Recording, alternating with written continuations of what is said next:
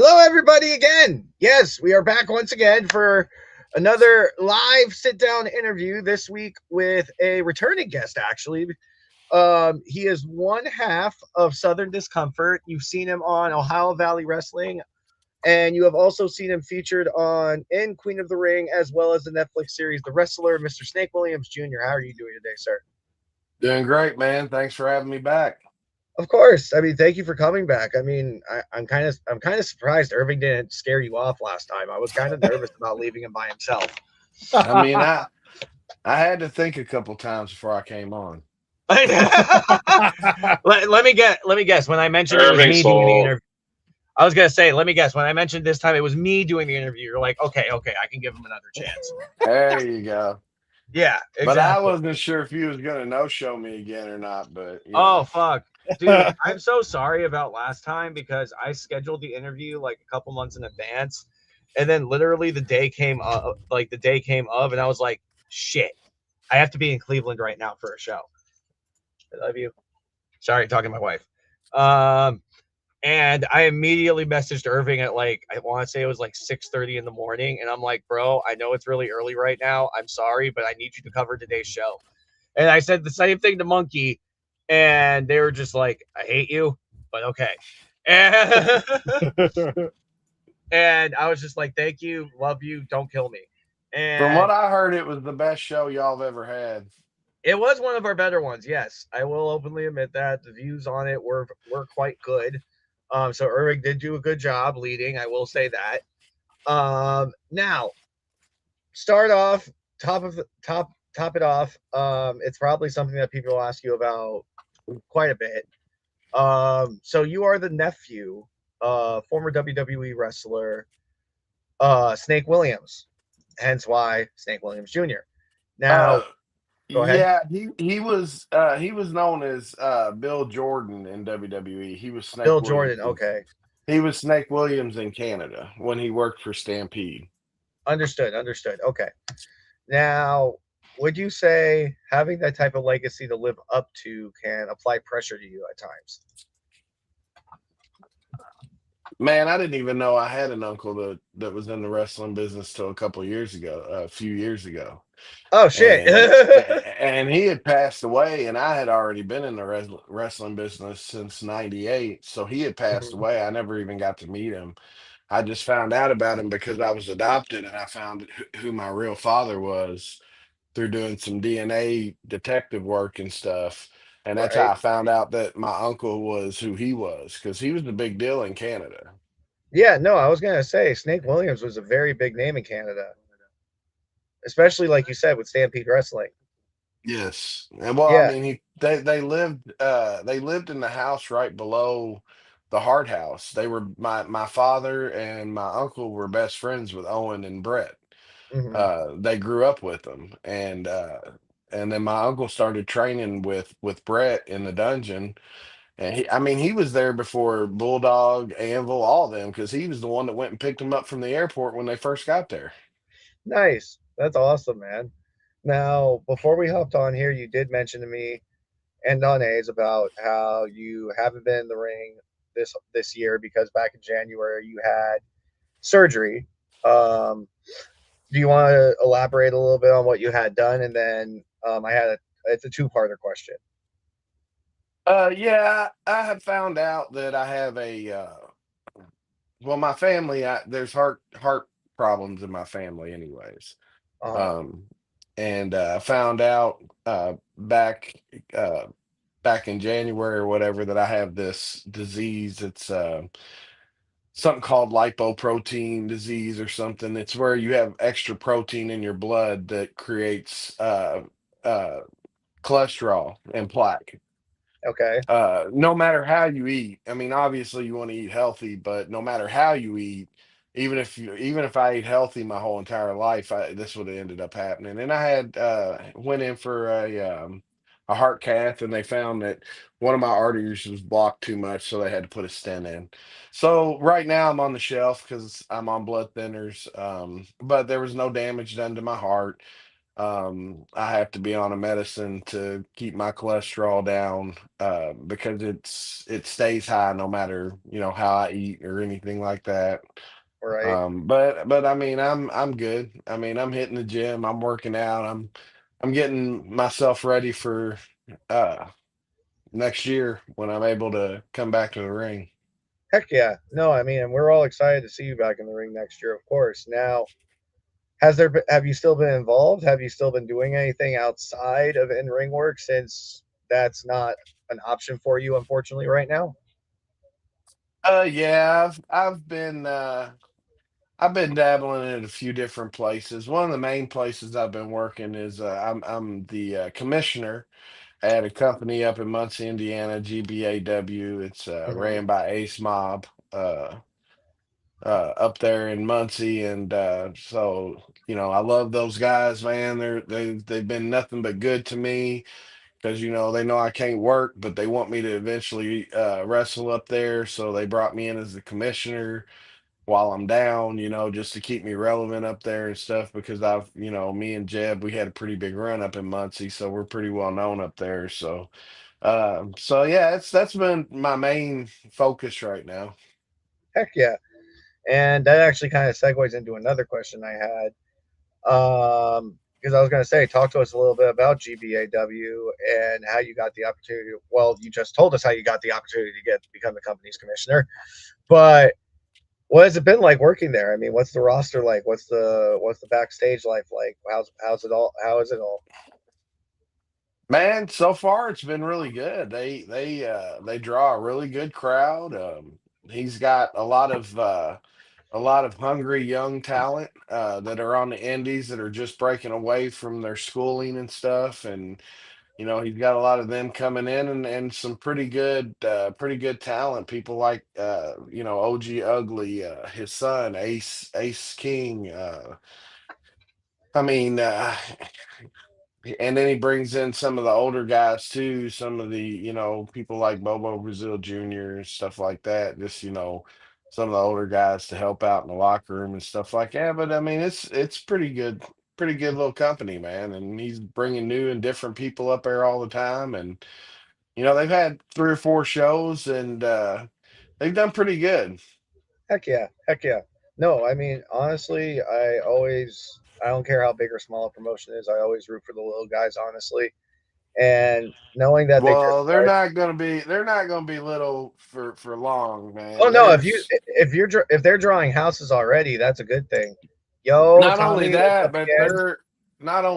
they're drawing houses against an established company up in Muncie that's been there for a while. And I mean, not that they run on the same nights because they don't. In fact, they're very respectful of the other company by not running on the same nights. But uh, they draw as much as the other and I worked for the other company. That's where me and Jeb had our long run, and the other company they draw some big houses up there, and Hmm. he's been matching their houses. That's awesome. I mean, at that point, then it's only a matter of time before he actually starts to blow up a bit. Yeah, so I mean they're doing really well, especially for only having a few shows already. Oh yeah. Like for not being an established company, but a lot of the guys on his roster are established in Muncie because they wrestled in Muncie, including Ace Mob, the guy that owns the company, and Ace King. They're established up in Muncie anyway. So Right, right. Now, obviously, when you were a part of the OVW roster, you were a part of it when they were doing the documentary The Wrestler. Um, yes. Now, could you talk to us a little bit about the production process of getting to work, on a Netflix production, the whole nine? I mean, you would think a multi-million dollar company would be an organized production now, yes? Oh, it was very organized. It was Okay. organized. I mean, they come in and like I would get there before shows because at the time me and Jeb was actually working OVW. We were tagging there. And we would come in and they would have lights papered up with certain colored papers and stuff. I mean, it was crazy. And then everywhere you went, you had a camera in somebody's face, whether it was yours or you might just turn around and there'd be a camera looking right at you.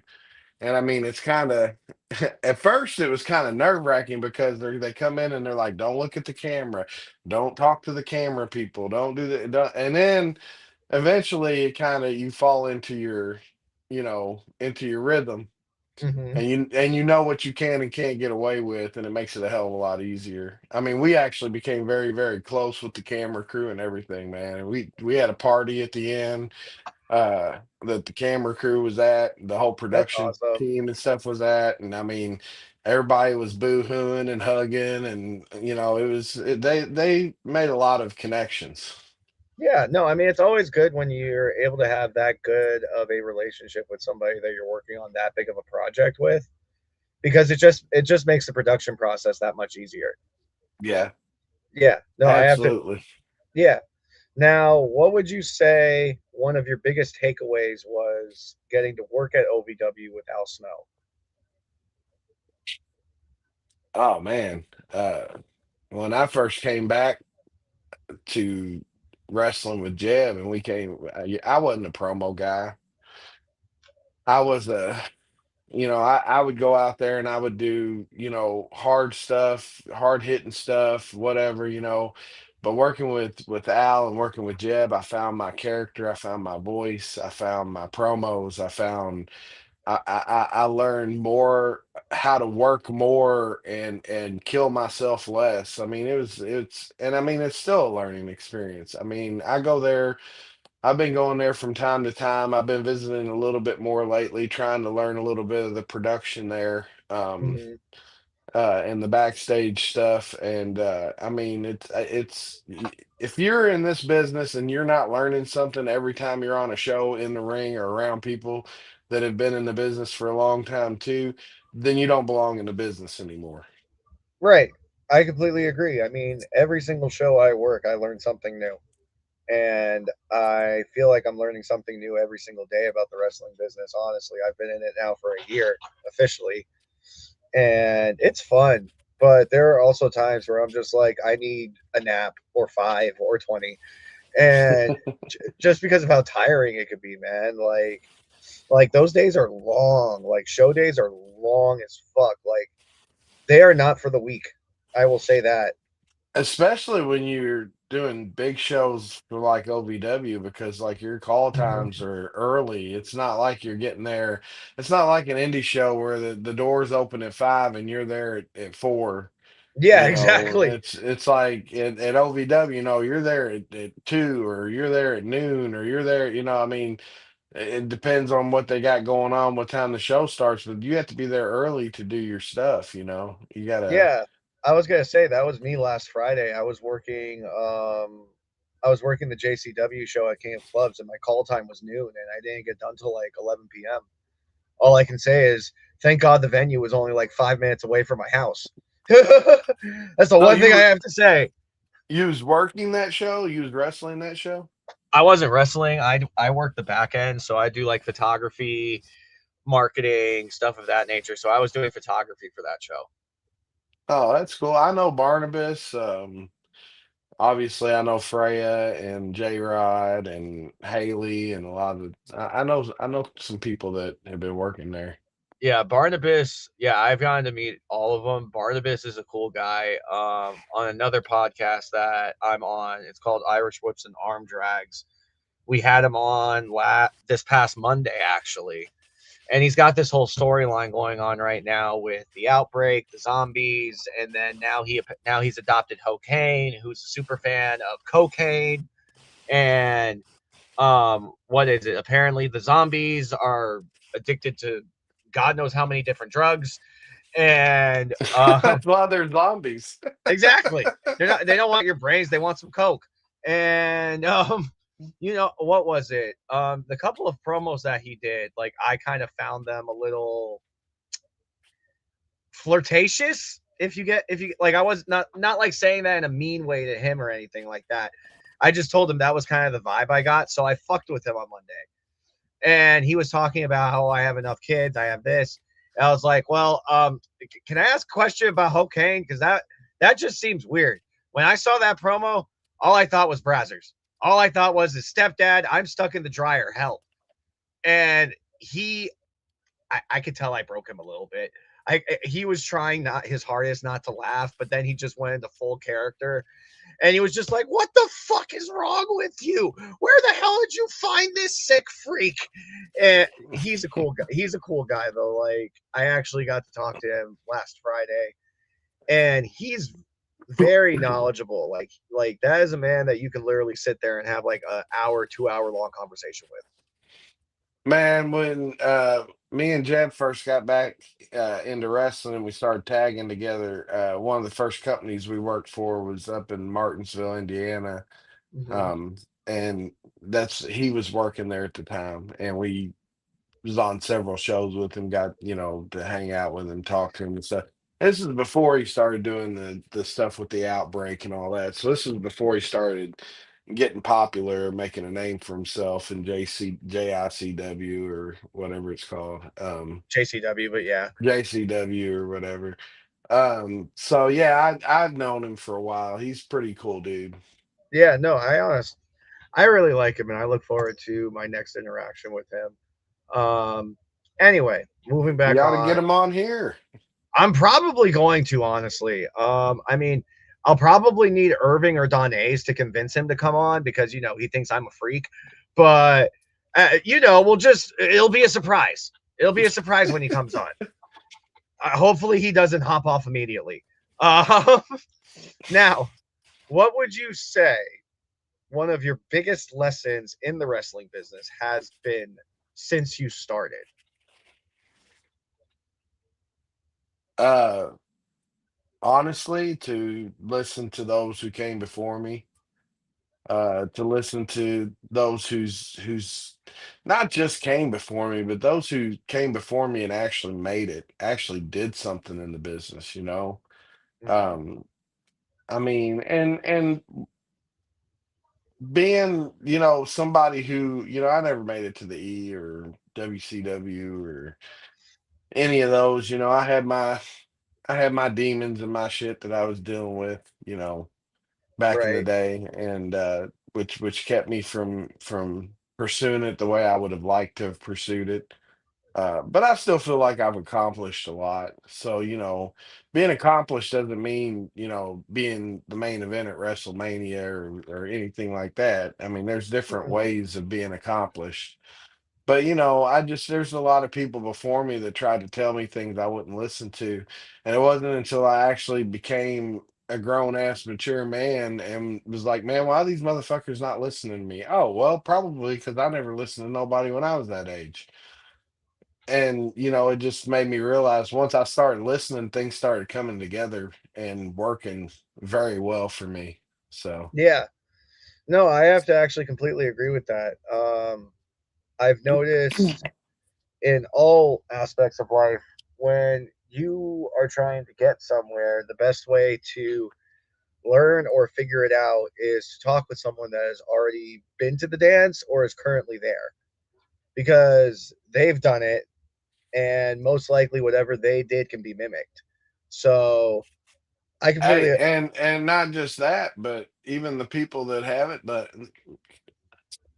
hate to use him as an example, but Jeb, for example, or me, mhm, Jeb actually would have been called up to WWE back when he was at OVW, back when WWE was in bed with OVW and they were their developmental and all that. And mhm. Jeb made the mistake of walking away a week or two too early Oh no. because he was getting ready to get called up.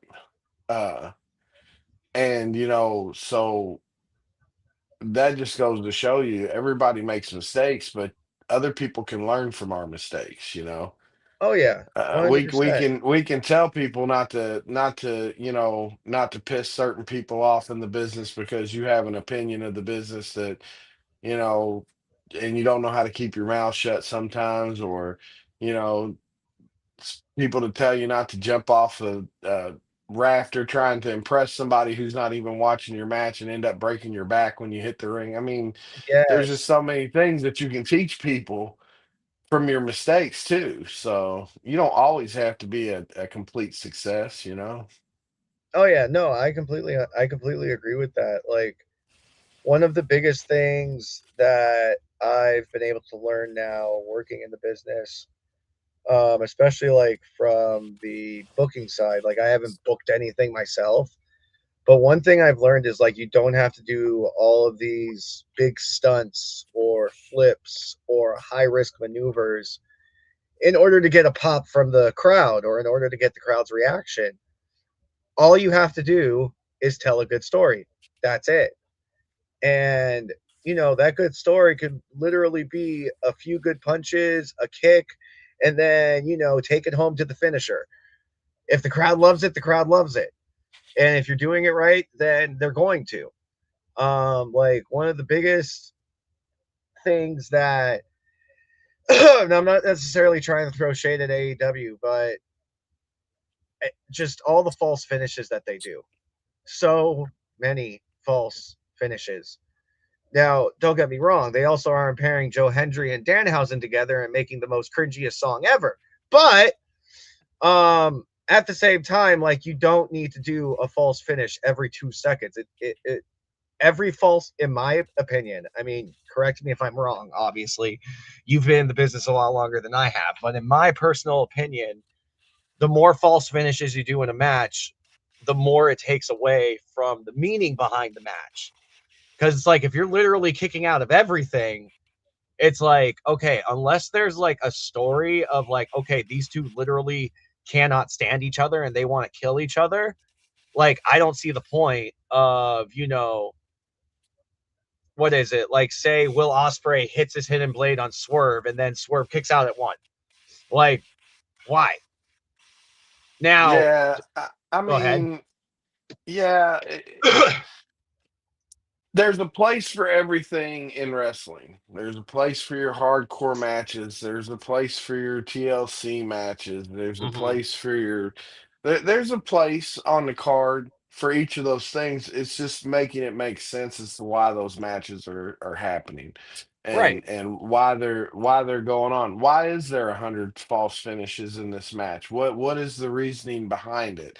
Is it because, like you said, they're just so angry at each other they want to kill each other?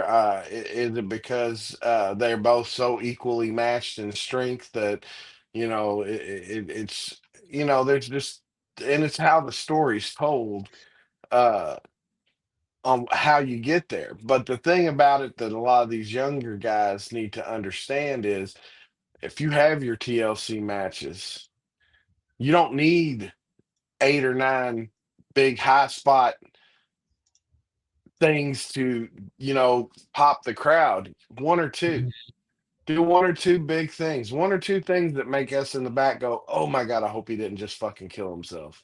One or two Yeah. things, that's Oh all you yeah. need. Because then when you go to your next match, what are you going to do to top that? What if you have to come back and do another TLC match? What are you going to come Exactly. back and give them this time? You can't give them the same stuff. You're going to have to up it. Exactly. You're going to have to up your ante. So yeah, I mean, there I agree and I disagree depending on the situation. Yeah. No, like if like you said, if the situation calls for it, that's one thing. But if you're just fucking doing it to do it, like I'm like, okay, calm down. It's like I understand, and yes, I'm doing this to poke fun at him. I understand everyone wants to get those 5 stars for Mr. Meltzer, but newsflash, people, the man doesn't really know what he's talking about. Anyway, I mean, for Christ's sake, I've watched the last 2 weeks. That I know that like we're supposed to be doing like interview, but this is like 2 minutes of me ranting about Meltzer. Um, there was this interview that he was doing on Wrestling Observer like 2 weeks ago, and he was throwing complaints around because Mystico didn't get the crowd reaction that he was expecting, and his response to that was, "Oh, well, it's because they didn't put enough effort in with production. They didn't give him like fireworks and like his graphics weren't all that good." And I'm like, bro, if the guy comes out and the crowd is quiet as fuck, it's not because his graphics suck. I've never once gone to a wrestling show and somebody tells me, "Oh yeah, no, I'm quiet because that guy's graphics aren't that good." Like Dude, I was just at JCW, like I said, on Friday. The loudest pop I heard all night, cocaine. Cocaine. The fucking wrestler that is Oh, based come off of a on now, drug. man. Come He on had the now. loudest pop of the night. His name is Cocaine. His well, oh, Half and the people in the audience at wrestling shows are probably high on cocaine. you have a point there. You do have a good point there. I'm joking. Well, I mean, I hate to say it, but we also were around a bunch of juggalos. So, uh, nothing against the juggalo community. I got nothing against them, but you Just saying know, y'all like a bump or two. yeah, you just, I mean, I was or going to say you're going to make your next job real hard, Eric. yeah. Apparently, oh boy. So, rounding out the interview now, coming down to the last question. So, I asked this question to everybody, and Malcolm Muscle, if you want to say that I am going against something that you usually do, bite me. It's not trademarked. You just got done with the show. You're hungry. Where are you stopping to eat? Oh, shit. I don't know. I don't like eating out. I'd probably just go home and cook me something. You know what? Hey, I respect that. I am the same fucking way, especially since I started this diet back in March, and I've learned what's actually in a lot of the fast food. I don't want to touch it anymore. I'm the same exact fucking way. Okay, so you come home. What's the home cooked meal? Either something like, Mexican or say maybe some chicken fried rice or something like that. Hell yeah. No, I dig it. I like it. Getting them carbs in. Yeah, Yeah. No, because I need freaking those. right. Hey, you know what's funny is a lot of people don't understand how vital carbs actually are when you're working out. Like people just think, oh, carbs, it just turns into excess fat. Yeah, if you don't fucking use it. If Well, you got to be careful. Like when you go on no carb diets, after so long, your body will stop burning carbs and will start burning muscle. So, that's the other you know, thing. That's the other thing because I always see these guys going on like the freaking carnivore diets and they're like, yeah, I just eat steak and eggs. And it's like, okay, one, red how's meat's it? not good for your body either. Yeah, I'm like, one, eating that much red meat's not all that good. Two, how are your poops? Because I'm pretty sure you probably haven't taken a shit in the last month. And because I'm sorry, where's your fiber coming from? Fiber is how you poop. I've learned this the hard way. How do we go from wrestling to pooping? That's what I want to know. That's Eric. No, I, it's just something I always wonder about. It's just with people on those types of diets, I'm just like, how? Like, how are you getting your fiber intake so that your colon doesn't get backed up? I don't have a clue. I've never done that, so And neither I've have done I. I've done the no carb thing and the Atkins and all that stuff, but I found that when you do that, it's got to be a lifestyle change because if you just go on a diet, lose a bunch of weight, and come off the diet, you're going to gain twice as much weight as you lost. So, Oh yeah, no, I 100% agree with that statement. I've seen people on the Atkins diet, and I've seen actually sometimes like actually no the same thing. Like I've had a friend, they lost like I want to say like 40, 50 pounds on it, and then they gained it all back in like 2, 3 weeks, yeah, and they're that's what just I'm like, saying. If you when you go off the diet, you gain it back quick. oh yeah. No, I honestly like it. I like the diet. I like the healthier lifestyle. I like going to the gym. It's been very eye opening to me. Um, and also like just like seeing and understanding what you all have to go through just in order to look presentable for like maybe 10 minutes. Like that's insane. Yeah, try doing that and working a normal job and trying to keep up with all that and wrestling matches on the weekends and That's the other doing thing is stuff because during the week and even matches during the week. If when I was working OVW, me and Jeb, there was some weeks there we was wrestling 3 or 4 times a week for OVW on their summer tour and stuff, going oh everywhere. So I mean, it's busy lifestyle. oh yeah, no, I mean especially with the fact of you guys having to work on the weekends, like with extra matches and even during the week. Like by the time like Friday hits, I'm dead. Like right now, I'm exhausted. I just want to eat dinner and go to bed. And like, it's just, mind you, by Monday, I'm recharged, but just, I mean, it's crazy what you guys have to go through, though. It really is. Well, it is what people make of it. Yeah. No, I get Because what you're saying. some people don't put any work in at all. Some people are obsessed and put too much work in my opinion. I mean, I guess it ain't too much. I guess there is no such thing as too much, but you know, some people are just obsessed with it. And then, then you got people like me who, if I'm not doing it, I'm not doing it. If I'm doing it, I'm 100% in doing it. Right. No, that's I can't be half in or half out. I'm either all in or I'm all out. same. You Problem said it. is getting the motivation to get all in, Yeah. Yeah. Finding that motivation to actually start is the hard part. Yeah. Yeah. Now, before we hop off here, Snake Williams, is there anything you would like to plug? Um, August 22nd in Muncie, Indiana, GBA is going to be having a show going on up there. It's the Light Keepers, sponsored by the Light Keepers up there of Harrison County. Um, they're going to be having a show at their building up there. I believe it's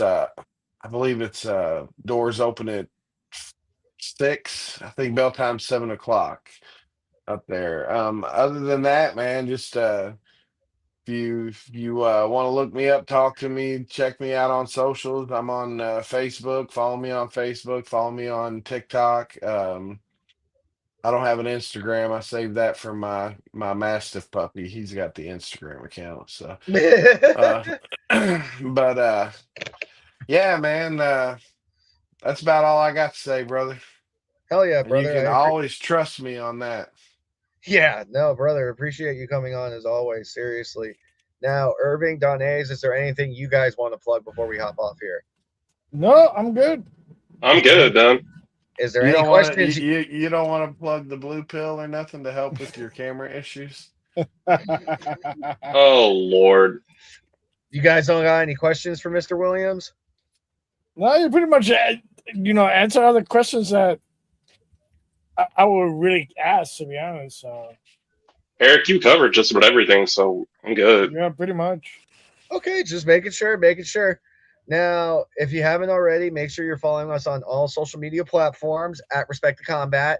If you're on X, at Respect to Combat. If you're on Instagram, at Respect to Combat. Facebook, YouTube, OnlyFans. Don't ask me privately about OnlyFans. It's pictures of Irving's feet. I snuck in his house and got them. Bro, we don't even live in the same state, so what are you talking about? I don't, but my mother does. Also, go head over to nationalwrestlingalliance.com. Check out all of their latest news and latest episodes as well. Check out all their latest episodes of Power on Tubi on demand. Brand new episodes every Saturday at 4 p.m. Also, Samhain Part 4 just got announced today, and it will be NWA's debut in Milwaukee, Wisconsin. Pretty exciting time, September 27th. Buy your tickets now at nwaliveevents.com. What else? JCW Lunacy every Thursday at 7 p.m. I'm pretty sure it's either 7 p.m. or 7:30. I can't fucking remember what goddamn time it is, and I'm probably going to get yelled at by Jeff after this. But also go to jcwlunacy.com. Check out the new website, all that shit. Exodus Pro Wrestling, Declaration of Independence, Cleveland, Ohio. August 14th. Buy your tickets. Yes, Snake Williams. I'm sorry. Yes. Don't forget OVW on Thursday nights, and they're now on the TNA app, the TNA subscription app. Yes. And shout out to OVW on securing that partnership with TNA. That is actually very big. Yes, sir. Yes. But don't miss Rise and don't miss Overdrive. Yes. You gotta check them out. No, I mean OVW's been pushing out some really good content recently, so I'm excited for this partnership that they have now with TNA Plus. It's probably just going to bring on more big things for them. Absolutely. With all that being said, ladies, gentlemen, boys, and girls, we will be back at it tomorrow for night 1 of Summer Shits. I mean SummerSlam. And for everyone that's wondering, if You wanna said it hop on- right. Oh, I did. Oh, okay. Well, Summer Shits. Yeah, it's fucking Summer Shits because it's Summer Shits. There's nothing about these cards that is enticing whatsoever. I'm probably going to be more enticed with my cat. That's What time are we going about- live, by the way? Whenever it fucking starts, I don't care. I'll probably be very high when I come on, just so it then actually could be legible for me. Oh, you forgot we're You're- still on air. I don't Yeah. give a shit. You're not already high? Oh, I plead the fifth.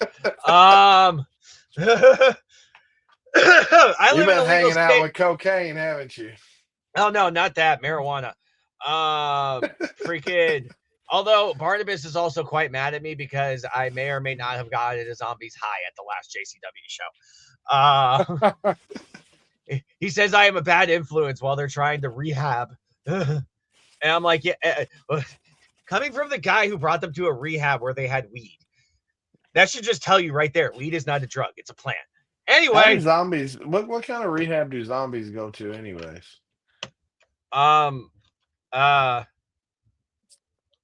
The Walking Thread. I don't know. That was a But- strike. Well, that's why I said thread, not the other word.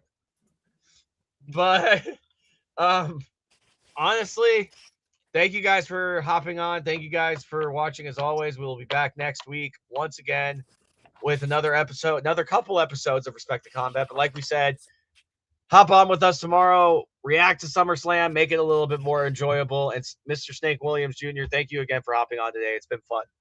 Thanks for having me back on, guys. Anytime. Of course, of course. Well, see y'all tomorrow.